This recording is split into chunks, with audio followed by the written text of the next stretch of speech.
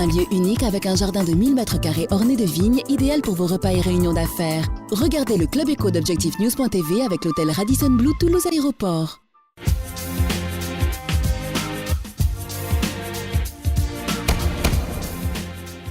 Bonsoir, bienvenue dans le Club Éco d'ObjectifNews.tv. Nous recevons ce soir le président fondateur de Magelium, Jean-Pierre Madier. Bonsoir. Bonsoir.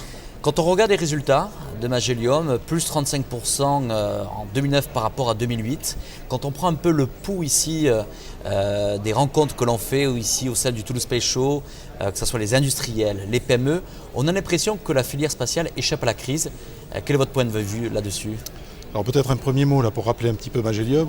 Magelium est une PME de haute technologie créée en 2003, que j'ai créée avec mon associé Patrice Béranger, qui est aujourd'hui à Ramonville sur le parc technologique du Canal et qui s'est spécialisé dans un certain nombre de domaines extrêmement pointus, le traitement du signal et des images, la géomatique et la robotique. Alors effectivement, un fort développement toutes ces années, 35%, c'est à peu près ce qu'on tient depuis la création de l'entreprise. En 2009, cette croissance s'est appuyée d'une part sur un fort renforcement de nos activités dans le secteur de la défense, dont certaines intéressent le spatial, puisque la composante spatiale est très présente sur les activités défense, et également un renforcement de nos activités dans le secteur spatial, et notamment au niveau européen, puisqu'on a gagné en fin d'année 2 contrats importants avec l'Agence spatiale européenne. Alors sur certains secteurs du spatial, il y a aujourd'hui un petit peu d'étassement. Sur d'autres, effectivement, la demande est plus soutenue. Un des enjeux, ça va être pour maintenir, je dirais, ces niveaux de développement, qu'également la filière des applications. Et donc tout le secteur aval se développe, je dirais, à l'unisson des segments qui sont plus, je dirais, infrastructures. Donc la croissance 2009 aussi s'est appuyée sur 2 opérations de croissance externe, puisque nous avons repris les activités défense de Général d'Infographie, ce qui nous a permis de bénéficier d'une implantation également en région parisienne. Et puis les activités logicielles de l'entreprise Geotexcel, une entreprise régionale qui était à Castres, qui fait de nous un petit peu des spécialistes dans le domaine de la diffusion d'images sur Internet notamment.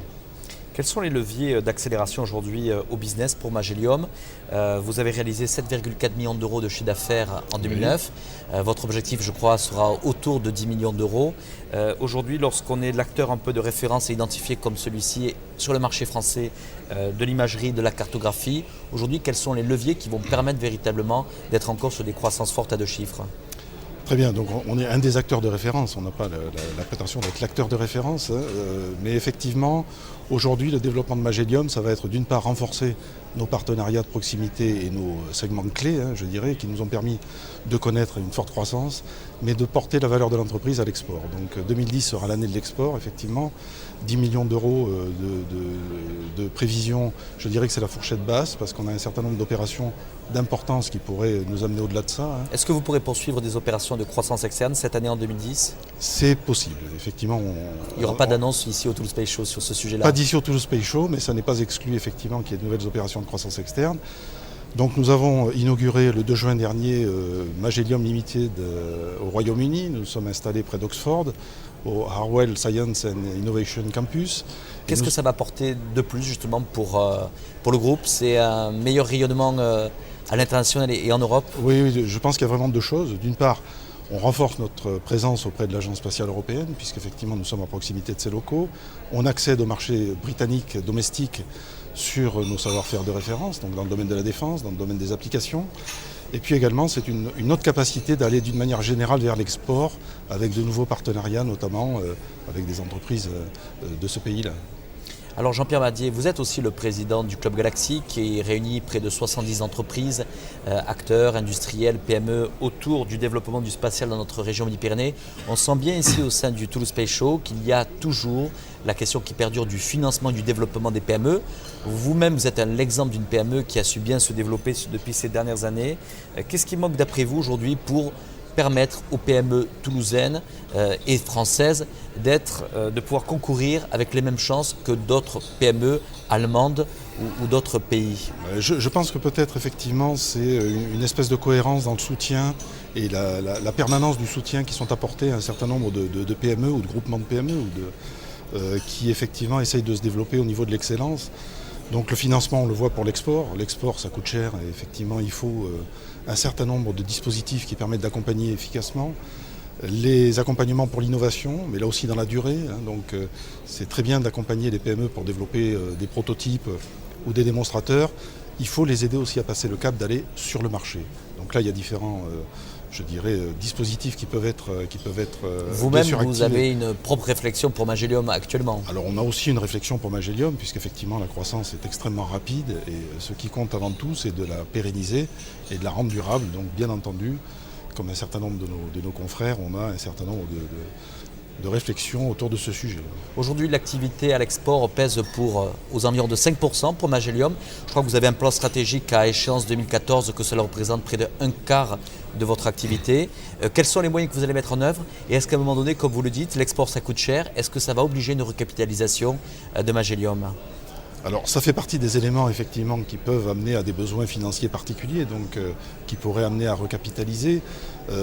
Pour l'instant, si vous voulez, la stratégie pour le développement à l'export, c'est l'implantation dans certains pays où on a jugé une proximité de métier très forte et une proximité culturelle, puisqu'on a avec nous, chez nous, la chance d'avoir des collaborateurs qui sont de souche britannique, donc ça aide aussi dans le cadre de notre opération.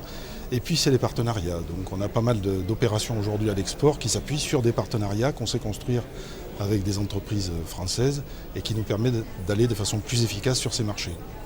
Jean-Pierre Madier, quelles peuvent être les attentes? À la fois, j'interroge le président du Club Galaxy, avec toutes les entreprises que vous représentez au travers de cette filière du spatial, et puis le président de Magelium sur les attentes d'un salon comme le Toulouse Space Show, qui est maintenant à sa 2e édition. Est-ce que c'est plutôt, il faut l'utiliser comme une vitrine pour affirmer les ambitions de Toulouse, ou c'est un vrai échange pour favoriser le business entre les entreprises, les industriels et tous les acteurs de la filière? Alors indiscutablement c'est les deux.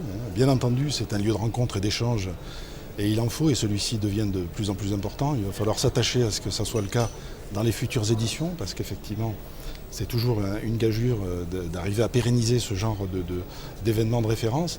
Après c'est un élément d'attractivité et de rayonnement très fort.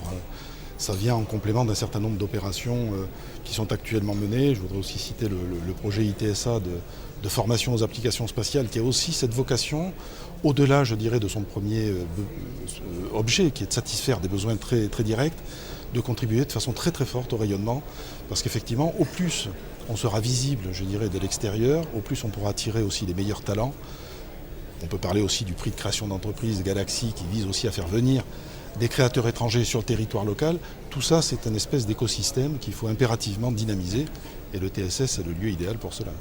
Merci Jean-Pierre Madier d'avoir répondu à notre invitation. Merci à vous. Un lieu unique avec un jardin de 1000 m² orné de vignes, idéal pour vos repas et réunions d'affaires. Regardez le Club Éco d'Objectif News.tv avec l'hôtel Radisson Blu Toulouse Aéroport.